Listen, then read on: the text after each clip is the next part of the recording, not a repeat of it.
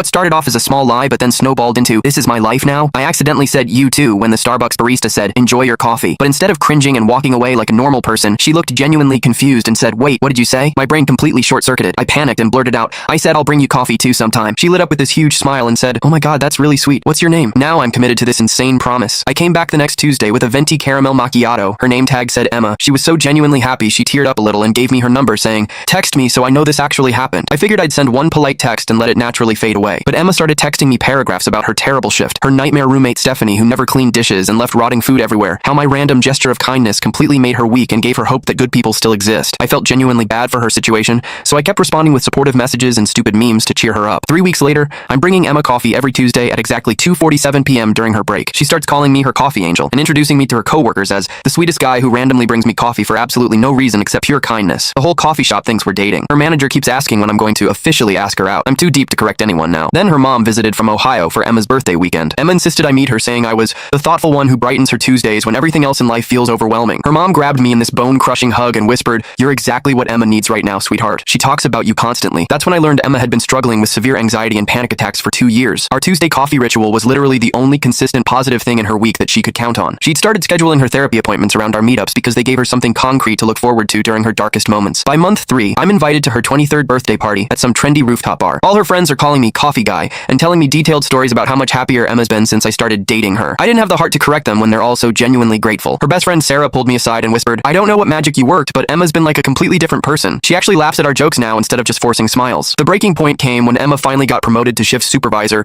after months of anxiety about applying for the position. She wanted to celebrate at some fancy Italian restaurant downtown that she'd been saving up for. "I honestly couldn't have done this without our Tuesday tradition," she said, tears streaming down her face. "You've been my anchor when everything felt completely impossible. You showed me that I deserve good things happening to me randomly. I don't know how to properly thank you for saving my life." I realized I wasn't just bringing coffee anymore. I was accidentally someone's primary emotional support system and the foundation of their mental health recovery. Emma's therapist had apparently told her that having consistent positive social interactions was absolutely crucial for her healing process, and somehow I'd become that irreplaceable person in her life. Now I'm 4 months deep into being someone's weekly lifeline because I couldn't handle 30 seconds of social awkwardness at a coffee counter like a normal human being. Emma just texted me a 3-paragraph essay about how excited she is for me to meet her parents this weekend. They're flying in from Cincinnati specifically to meet the coffee angel who changed their daughter's life completely and helped her find herself again after losing hope. Her dad, Richard, apparently wants to take me golfing on Sunday morning to properly thank the young man who brought our Emma back to us when we thought we'd lost her forever. Her mom has been cooking my favorite meal all week, except Emma made up what my favorite food was because she was too embarrassed to admit she didn't actually know me that well. I'm completely trapped in being someone's accidental hero over a misheard "you too"